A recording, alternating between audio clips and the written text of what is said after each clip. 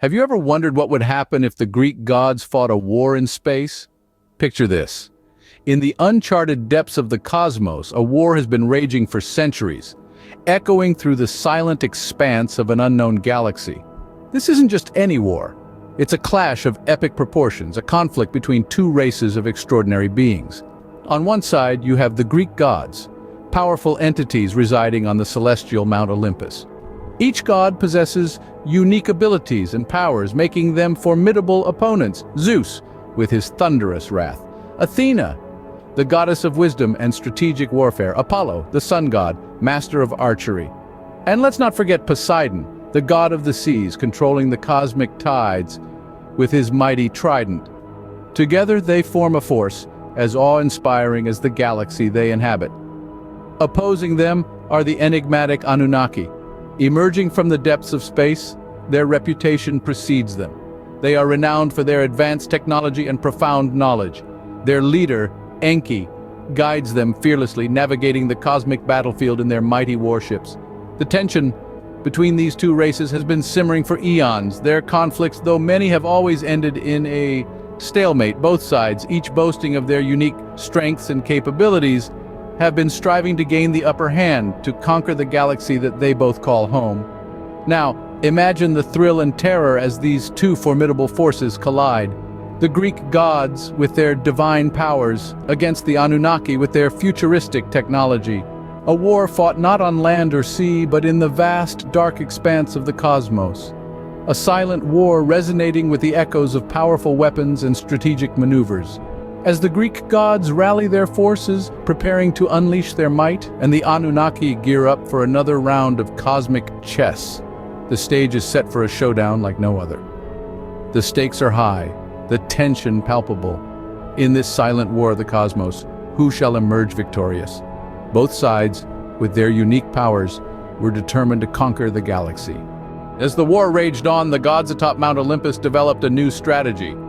They knew that the Anunnaki's advanced technology was a formidable force, but they also knew their own powers were not to be underestimated.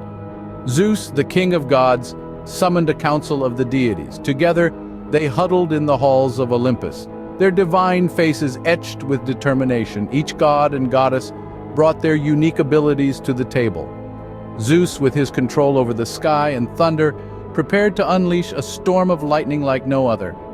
His brother Poseidon, god of the sea, readied his trident, promising waves that could swallow entire fleets of ships. Athena, the goddess of wisdom and war, took the helm of the strategy. Her eyes sparkled with an intelligence that outshone the stars themselves. She was known for her tactical prowess, her ability to see the battlefield as a giant game of chess, each move calculated with precision. Apollo, the god of the sun, prepared his golden bow, his arrows ready to rain down a barrage of fiery destruction upon the enemy. Each god and goddess had their role, their part to play in the impending battle. But they were not just a collection of individuals, they were a pantheon, a united front against the Anunnaki threat. Their unity was their strength. They understood that to win this cosmic war, they had to stand together. Their powers, formidable on their own, became a force to be reckoned with when combined. The gods atop Mount Olympus knew the importance of unity in the face of adversity. As they stood together, their divine aura illuminated the cosmos. Their eyes were set on the distant galaxies, on the unknown world of the Anunnaki. They knew the battle would be fierce, the stakes higher than ever before. But they also knew they were ready. Ready for the battle, they awaited the Anunnaki's attack. The battlefield was set, the warships were at the ready, and the air was thick with anticipation. In the dark abyss of space, the Anunnaki, led by the formidable Enki, launched their assault on the planet of the Greek gods. Their warships, mighty and foreboding, blazed through the cosmos like a swarm of metallic locusts, their hulls glistening with an alien aura. They were a sight to behold, a symbol of a civilization that had honed its technology and knowledge over countless millennia. The Greek gods, perched atop Mount Olympus, watched as the Anunnaki armada closed in.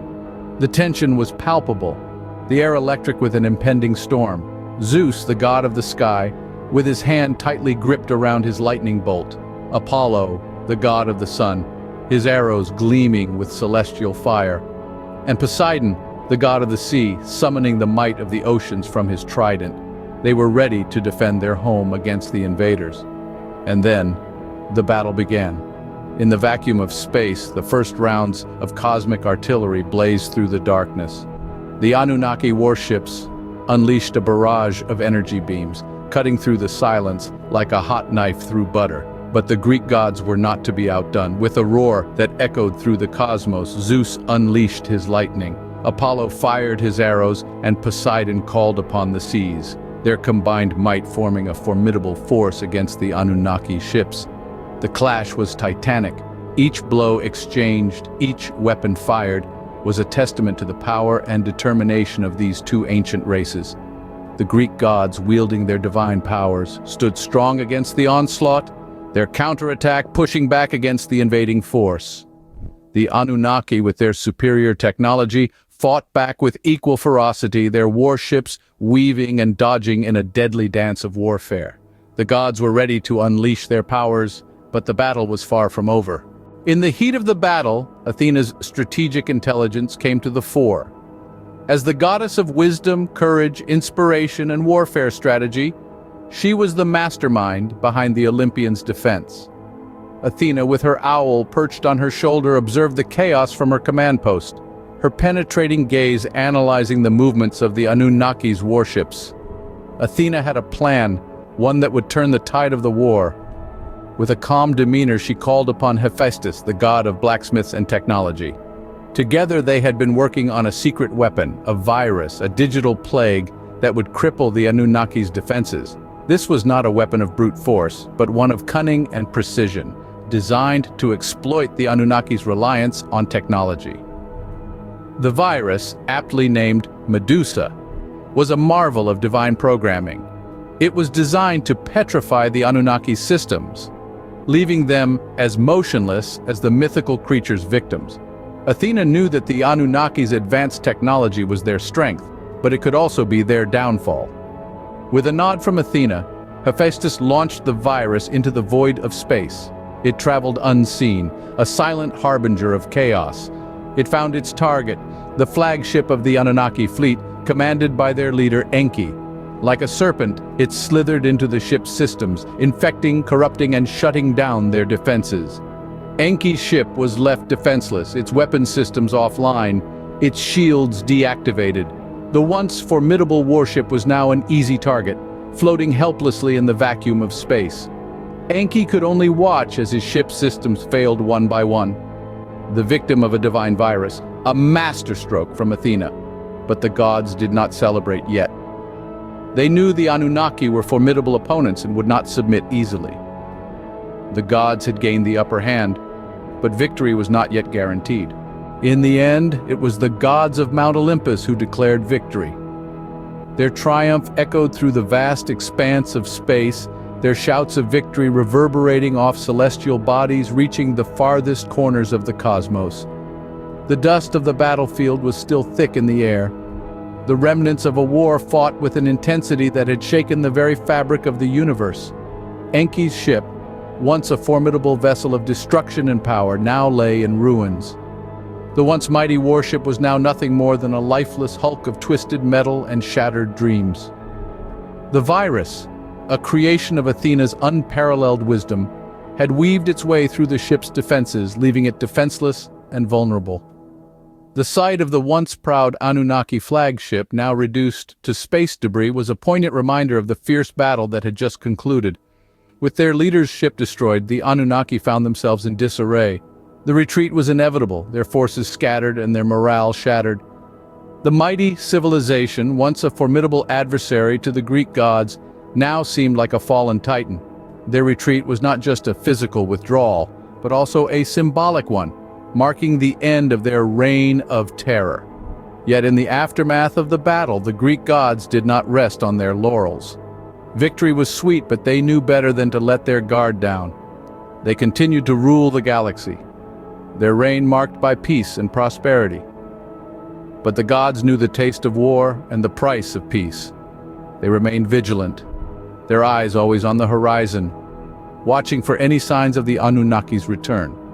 The war was over, but its echoes lingered.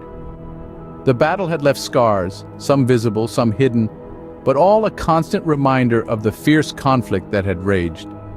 And while the Greek gods basked in their victory, they knew that this was but a fleeting moment of respite in the grand scheme of the universe.